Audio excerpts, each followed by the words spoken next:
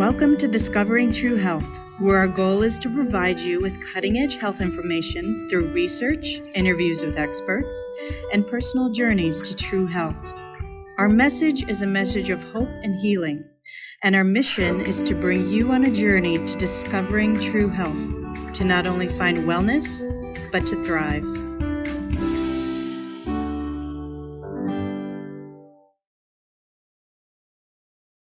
Hello and welcome to Discovering True Health, your weekly deep dive into health and wellness.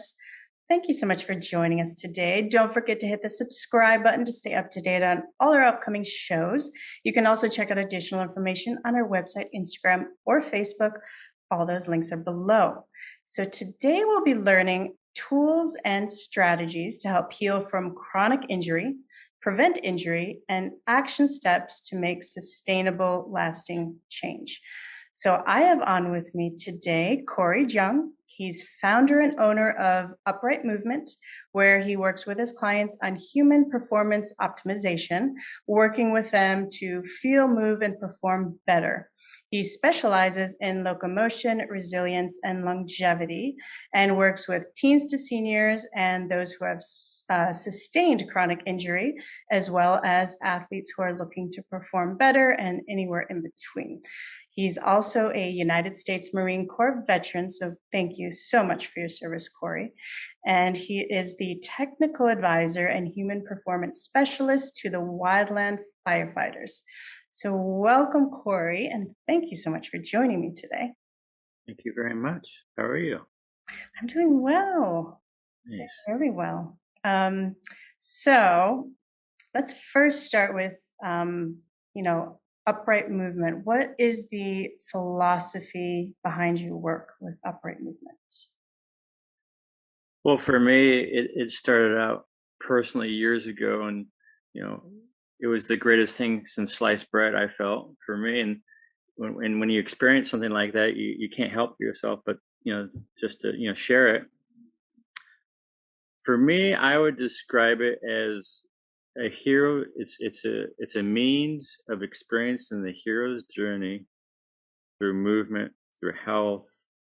These four pillars that I borrow from quite often, that of mindset, recovery, nutrition, and movement, and all to help us have a better, perhaps we could say, physical reality in our mind, body, and life, and to help support locomotion, resilience, and longevity.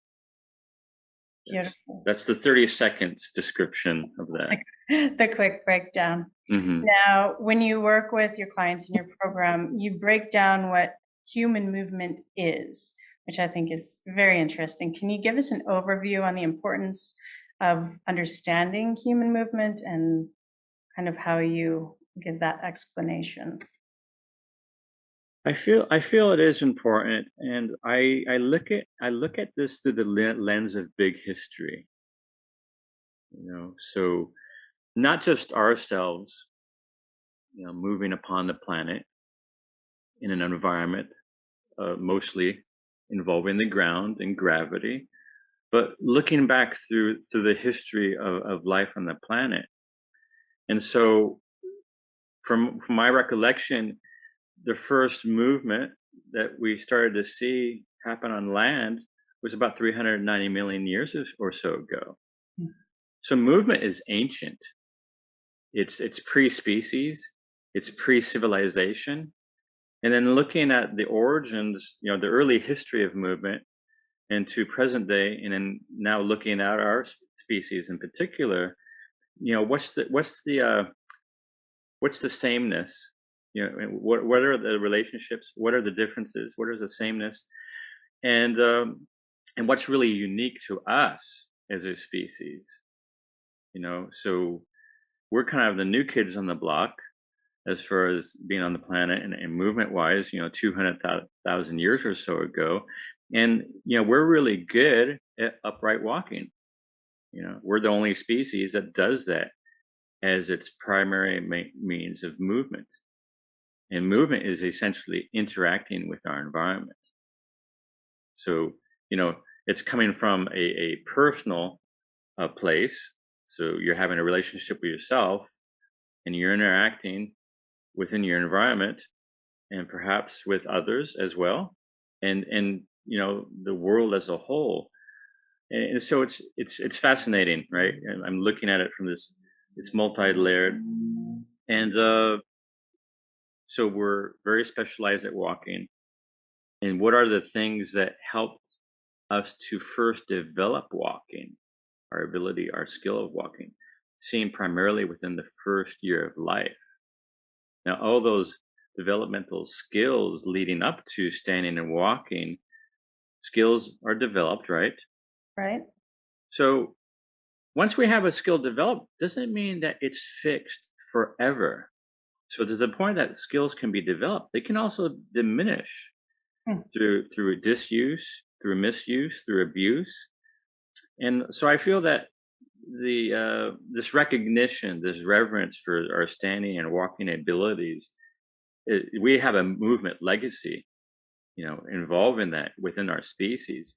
But nowadays, uh, the average person might walk maybe 400 yards or so a day, Hmm. where our ancient ancestors walked on average, say 4, 6, 10 miles or so a day, because humans, we are our first and foremost all-terrain vehicle. If that makes any sense.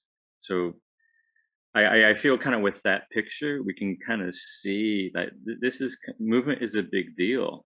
Absolutely. And that's fascinating. I love the point that you mentioned about how, we learn these fundamental movements as we in the first couple of years of our lives, sitting, crawling, sitting, standing, walking, but they can deteriorate. They can start to break down, or we can start, creating kind of imbalances if those kind of are off. So it's really fascinating. It is. It's not just the first year.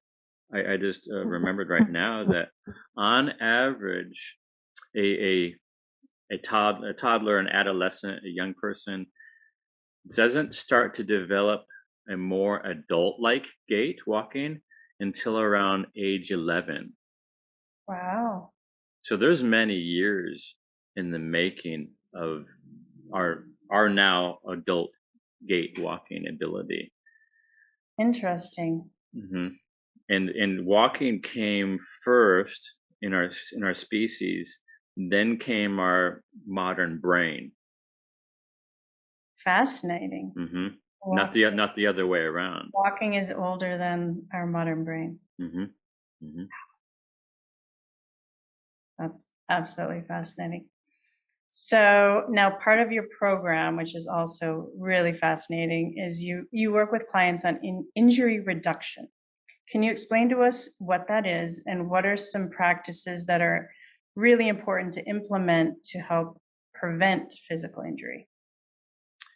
Injury reduction. Well, I think I might have changed that a while back, and I would describe it more as injury reduction. Yeah. In some cases, depending on the environment, depending on the context, injuries might just be part of it, right? But then let's just say, if we are prepared, or more so than not, perhaps we can rebound from an injury that much better and that much quicker. So um, it's not going to be perfect, as far as I'll never be injured any time in my life, right? Right. There's It's things not happen. There's gonna be accidents, but if we can, right. are there certain types of practices that kind of help physically help us from maybe, I don't know, twisting an ankle or hmm stumbling, or as we age, having these types of falls or accidents like that. hmm and so with that, I would say, uh, good, better. Can we move the needle on the dial? Let's say good, better, best. You know, and maybe somewhere out there's perfect, as far as I'll never be injured. But like, okay, good, better, best. I can. That's I'm fine with that. Uh, I like to see what are the fundamentals. Can we repeat the first few years or so of our life. Can I get onto my back comfortably? Can I support my lower body via the stability of my trunk? And if you imagine supine being on your back and having your thighs more perpendicular with the surface, and maybe your knees and your shins are slightly bent, and imagine if you were to flip that person from their back 90 degrees onto their feet, they're in something similar to that of a squat, right? Do you picture Right. that? Yes. So doing all these fundamental postures, and yes, on their back, sideline, prone, I want to check the boxes off, see how everything is within those positions and environments, and then see how we are standing. And then we start to see, okay, can we do so?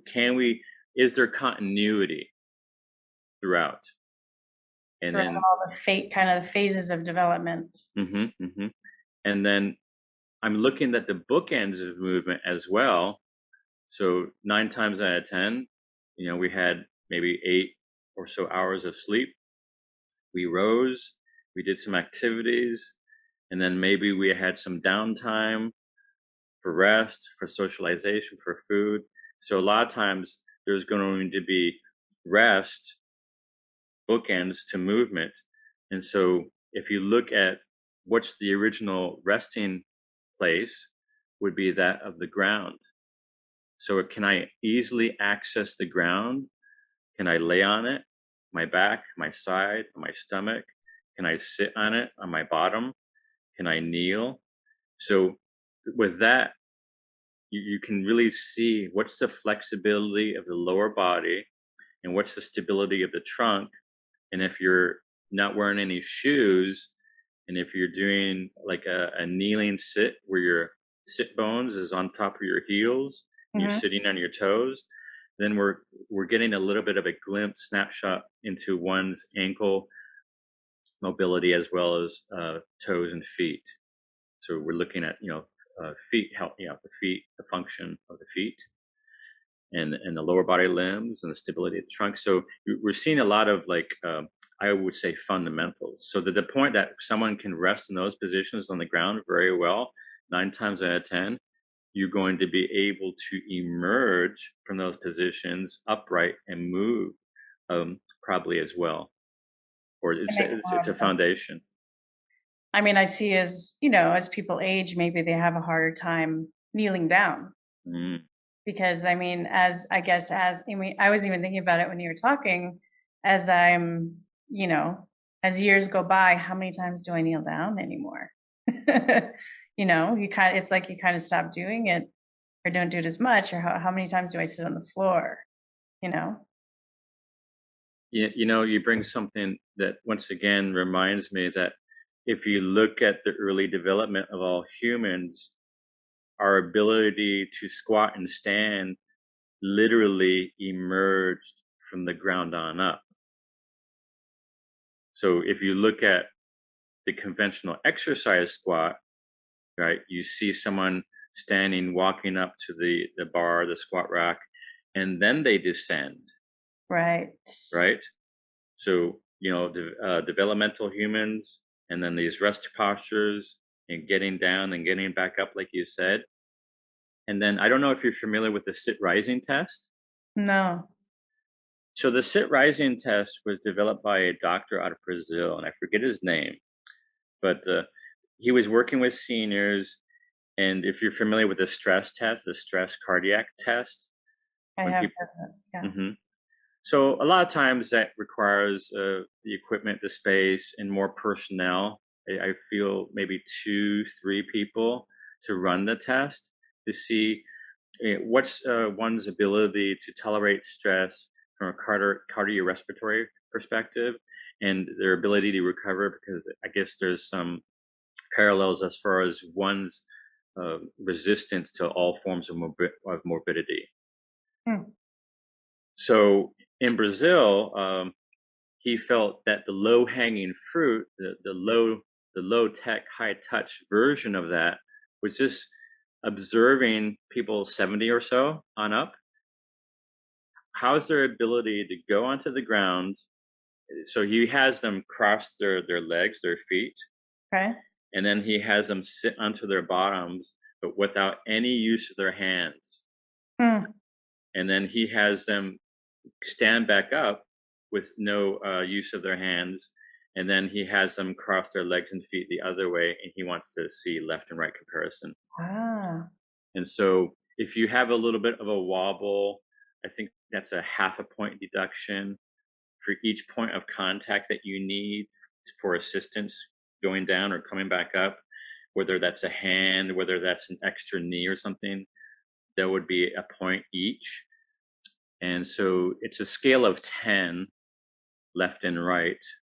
And then I feel, if I remember right, he would like people to score at least 7, a minimum of 7. And then they're at they're at less risk of all causes of morbidity. I feel maybe within 5 years or so. The Wow. sit rising test. That's the name of it. I haven't heard of that. And I'm just trying, I'm like thinking, I'm picturing it in my mind. I'm like, I wonder if I could do that. That sounds difficult. Hmm, hmm, And I hmm. guess it also show like any muscle imbalances you would have too with changing the crisscross of your legs as well. Right, right, right. Wow. And mobility and stability. I mean, so all the skills of movement, they're named biomotor skills. So strength, flexibility, stability, power, agility, speed, endurance. There's a good handful or more of those. I'd So like to have a good balance of them. right. And yeah, you work with your clients on those core. Um, Now, what are some practices that, as we age, what are some important movements, around this conversation that are good to practice so we don't lose that mobility as we age and time goes by? Well, I would say look at your feet and your toes and your ankles. Spend some time and attention. So here you might find this interesting as well. So 25% or so of the skeletal system is from the knees on down. Mm, And so the majority from the knees on down is your ankle and foot. hmm. So about 26 bones, 33 joints, and 100 muscles or so. Wow. So imagine having good, healthy function from the knee on down, especially ankles, feet, and toes. And so if everyone is attending the party, let's say, things are working out well, right? If you have a number of those 26 bones, 33 joints who aren't attending the party, then that this force that we're having to manage as far as our body weight, right, on the surface of the ground and gravity, something within the chain, like your next door neighbor is going to have to help out. Then it's going to be the knee, it's going to be the hip, it might be the low back. Right. It's going to be a compensation. Yes, I'm sorry. yeah. So foot health, ankle health, toes, important. Make sure that we have good range. I don't know if you can see my hand, but like, Yeah. can I have my toes flex approximately 70 to 90 degrees or so? Huh. To where when I'm sitting on my toes, or like I'm in that kneeling position on the ground, where my bottom's sitting on the tops of on the tops of my heels. I actually want to sit on my feet and not so much my tiptoes. Does that make sense? So when you're sitting on the ground. If the ball of your foot, and Okay. then following that up the length of your foot, and then the arch, and then the heel, it should be 90 degrees perpendicular with the ground. Do you follow me? Okay. Yes. So then you're sitting. So like the ball of the foot in particular, like the base of the big toe, Mhm. is designed to hold about 80% of your body weight. Interesting. So, in order for us to have that contact, we'd have to have good toe mobility. Do you picture that? Yes. So, caring for the toes, feet, and ankles And makes actually the flexibility of your feet is vital. yes, yes. And so, toe spreaders, like, so if we don't have that happening within our feet, and maybe we have some crossing over of the big toe in particular, like a bunion, Mhm. really try as best as you can to help restore healthy range. Toe spreaders can be helpful. Spending time barefoot. Um, What do toe, toe spreaders do? I've seen them on your videos. What are their functions for the foot? How do they help? they're helping to create more of a spread Okay. of each digit, and so we're helping to restore the shape of the foot. So because a lot of modern footwear in particular, Especially especially when yes, yes. So especially, yeah, the dress wear, and so speaking of the foot, so we have the crowding of the forefoot and the toes. Mhm. So functionally, health, fitness wise, that's not ideal, Right. right? And And then as we age, that can cause a lot of problems with our foot health. right, so and especially if we've gotten accustomed to wearing heels, Mhm. and then we've gotten accustomed to walking more on our forefoot and toes rather than the full foot, heel to toe. In some ways, we're going backwards as far as our species goes. Because our species, like some other species, uh, the way we walk and make contact with the earth, it's called plantigrade. Okay. So the whole contact, heel to toe. Now, species who don't do that, uh, like they walk more on their toes Right. and less on their heels. Like That's wearing high heels. yeah, that is called digitigrade. And then when we do that, we're like, so we're altering the length tension relationship within the muscles of our lower leg, especially our calf and Achilles. And then we're shifting our center of mass forward, and we're probably also changing the angles of our pelvis as well as our lumbar. So it just goes up the chain. So, health, biomechanic, fitness, longevity wise, it's not ideal. Yes, there's a time and a place. I mean, you don't have to throw everything out, but the poison's in the dose. The poison's in the dose. Right.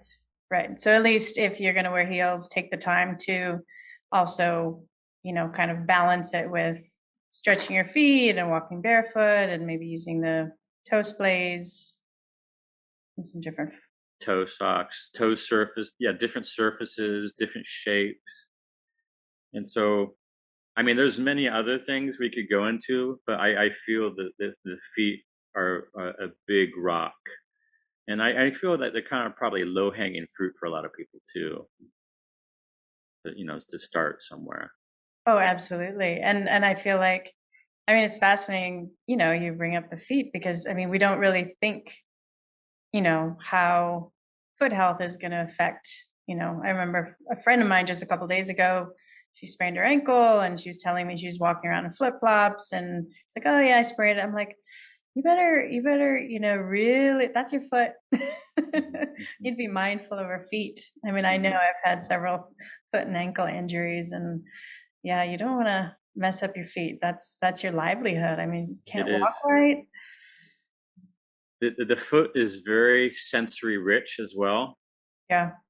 and so sensory input assists with motor output. What does that mean?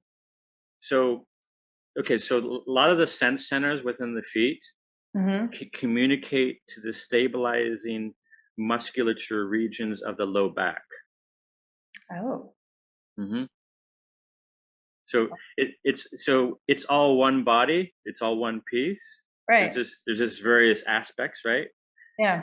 And so I mentioned sensory motor. So within the brain, right, the mid center or so, is called the sensory motor cortex. Does that ring a bell? Mm, possibly. Yeah, you might have heard it there here and there, but you hear it described and said as such, sensory motor cortex, right? You don't hear it the other way around. You don't hear it being motor sensory. So Mm-mm. having a sense of ourself and then ourself within space and our environment, and that helps to guide our movement. So imagine if you couldn't feel, you couldn't see, you couldn't hear, you couldn't smell, right? Yeah. No, Imagine no senses. imagine how you would feel in your body and how you would then move. Yeah. Yeah. Make a big difference. Mhm.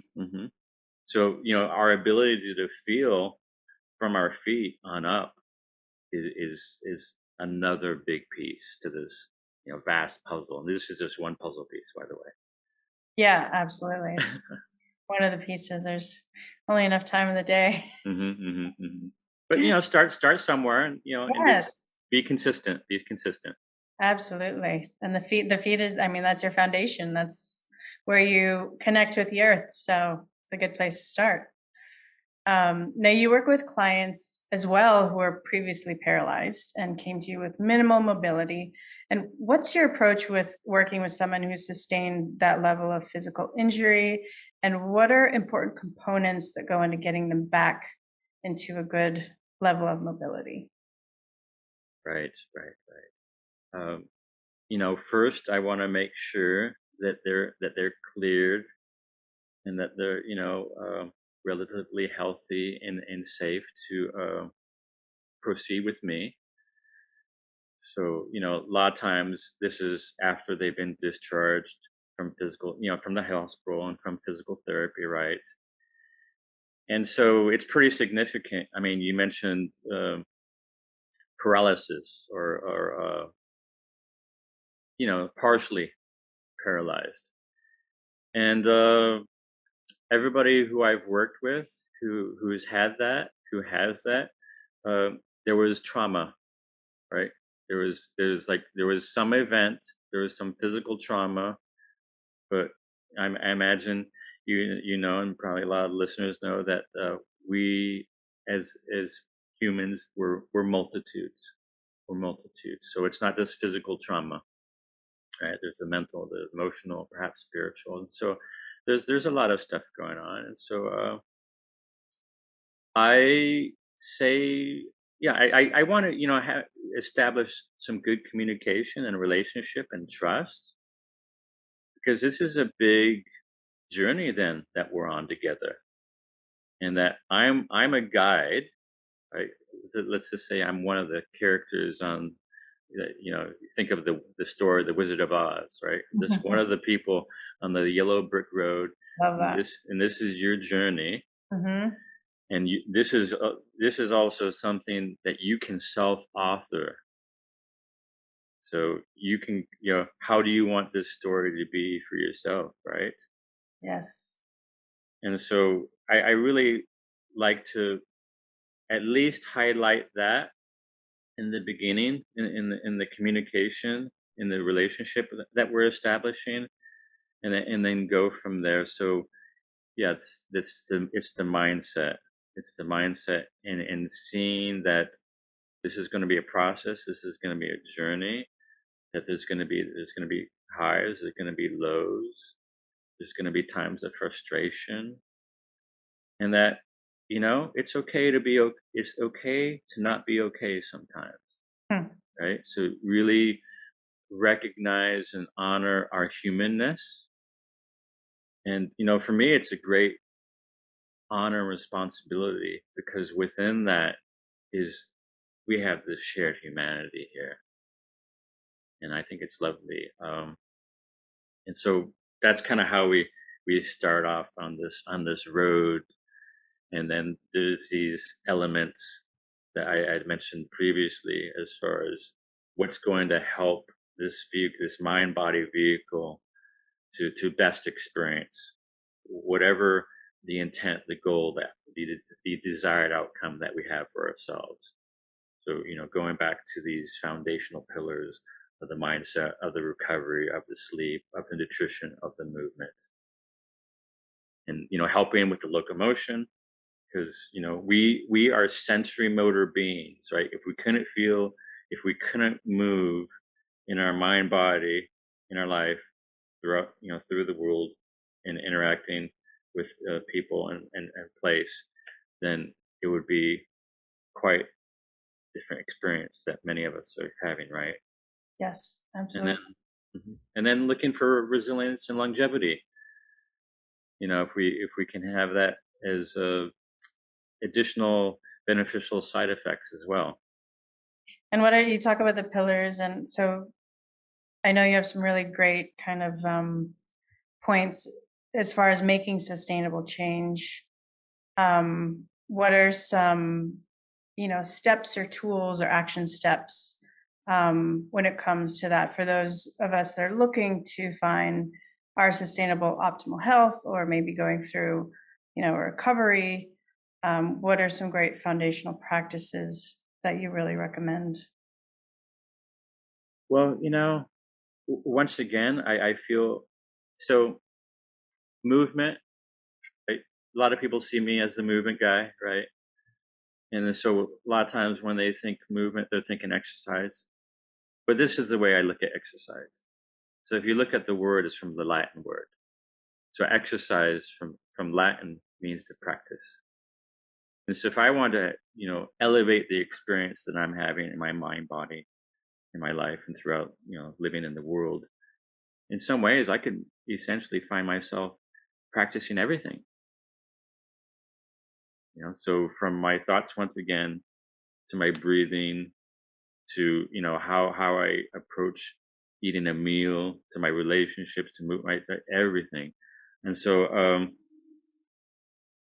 I really like to start out with that mental emotional piece and the feeling. So I'll often ask when a person comes in to see me for the very first time and they walk through the door, I'll ask them, "Why are you here?" Mhm. Yes, You know. yes. I love you talk about finding your why. hmm hmm And I'd like to have them tell me, and not just tell me from like the neck on up lens. Like, don't just give me an answer. So what is it deep down inside at a visceral core level, that type of why? And often it's a why that for myself, and I've seen this often within others as well, that it's a why that's inclusive, that's bigger than them, and perhaps it's even bigger than them in just one lifetime as well. You know, And um, how do you see working with your clients, and really working with them on finding their why? How do you find that kind of shifts their progress, since we are all one being when it comes to all that and it's holistic? How does that kind of shift for, their progress moving forward, working through their physical, pain and recovery? well, I often feel when, especially when we've had that communication and we've established that sort of relationship and this level of sharing, and after some time and experience, they start to see the macro, the panorama, and that, okay, what is it? There's three levels of relationship. If you've ever heard that, right? There's I, we, and all. Hmm. So they start to see that, like, yeah, this isn't just about me. Yeah. Especially if the person's a parent, especially if the person is a grandparent. Um, I have had the honor, I've had the responsibility, once again, to work with a lot of seniors, 70 on up, all the way up to the 90s, and often the last few years of their life. Wow. It's powerful. And yes, very powerful. Yeah, you can learn a lot about life and living Hmm. when Yeah. you're at that threshold. That's some wisdom. Yeah. Yeah. And so this one woman in particular, as of late, 85, post-stroke, and we're not quite sure how much longer, but she'll have a conversation and she'll say this to me. She says, basically, she wants to teach like her nieces or great nieces, her family, anyhow. She wants to teach them how to, yeah, she wants to teach them how to ride off into the last sunset, let's say. Hmm. And in so doing so, you're teaching them how to live. Absolutely. So that's beautiful. It's so beautiful. Yeah, I mean, it really puts, when you're dealing with somebody at that point in their life, it really puts living, what it means to live in perspective, Right. you know? Yeah. We have a short time here. It's a gift. It's a gift. Absolutely. Yeah, it absolutely is. Now, we can contact you on your website, uprightmovement.com. Is that the best way for us all to get in touch with you? That and my other social media, I know the Instagram, there's a messaging, and Facebook has a messaging aspect. I'm on YouTube as well. Wonderful. So I'll So post a link to all your social and your website below. Now, can you walk us a bit through your process or what your process is if myself or someone listening would like to work with you? And also, we talked about this before the show, but you're located in California. So, would we need to be in your area or do you do virtual sessions? How is that n- working? now I'm doing virtual sessions, and so I'm available, wherever you are. And I guess as long as our time zones fit somewhat, we can work together. I'm also available to do workshops as a guest and mentoring other practitioners or movement aficionado, interested people. Um, yeah, you can message me. You can email me. I have my phone number there as well. And can you tell that So you work with the Wildland Firefighters? Can you tell us a bit about your work with them? yes, it's the U.S. Forest Service Wildland Firefighters, and I've been working with them since fall of 2016. And so they work. I don't. Are you located in the Southwest? I am now in Scottsdale, Arizona. Okay. I So fled, I fled from California, but okay. yeah. So you might be well familiar with, that's fire country, right? Yes, there's definitely a lot of that going on here as Hmm. well. Hmm. So a lot of wildland fires, I'd say most of them west of the Rockies, and the season is being extended an easy 2 months or so Really? past the normal fire season of 10 or so years or so ago. So climate change is a real thing. And then we have a lot of development out towards the more you know closer to nature environments. So then we have the interaction of humans and fire. So what do I do to help them? So they work a lot, because if you are, let's just say, a hot shot crew that works most intimately with the fire, battling it with their hands, well, and then hand tools, really. And so you're going to be fighting a fire anywhere from 14 days to 21 days, at least 16 hours a day. Wow. And that's like right close and personal, like you said, with your hands right Oh there. yeah, yeah. They'll have embers, basically, burn them occasionally. They're that close, and wearing, at least 50 pounds or so worth of equipment, and then working those long hours, and then doing manual labor. Basically, they're literally trying to cut a line in the ground as a fire break. Ah, got it. And so 16 to 24 hours doing that for 2 to 3 weeks. And then they're doing that at least 6 months, more or less, nonstop. and they'll easily accumulate anywhere from 1,000 to 1,500 hours of overtime in a year. So they're working a lot and they're working hard. Yeah, and it's intense. Mhm. It's a tough environment. So when I work with them, I tell the guys and the women as well that there's no shortage of you working hard, and that you people are quite gritty and tough. My hat goes off, and I bow down to you folks. But here's the thing: we're finite, Hmm. right? What's the old saying? The candle that burns twice as bright lasts half as long. Yes. And so, if we want to do this as a career for 20 or so years, and if we want to have a good quality of life, you know, the majority of that time, as well as post fighting fire and the rest of our life and relationships and family and all the things, right?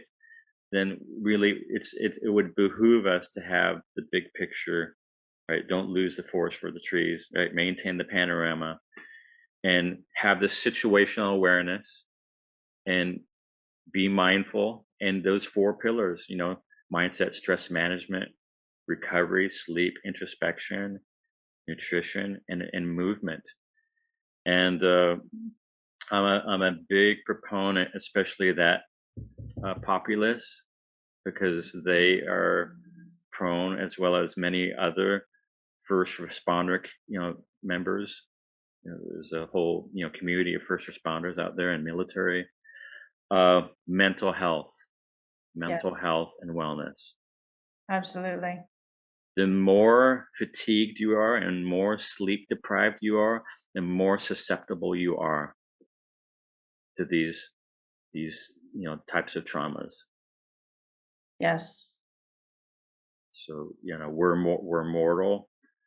We You really do. work with them kind of on, you know, really having this awareness and mindfulness and bringing in all these kind of self love and healing into their lives so they can cope and try to prevent them from kind of creating trauma from their work.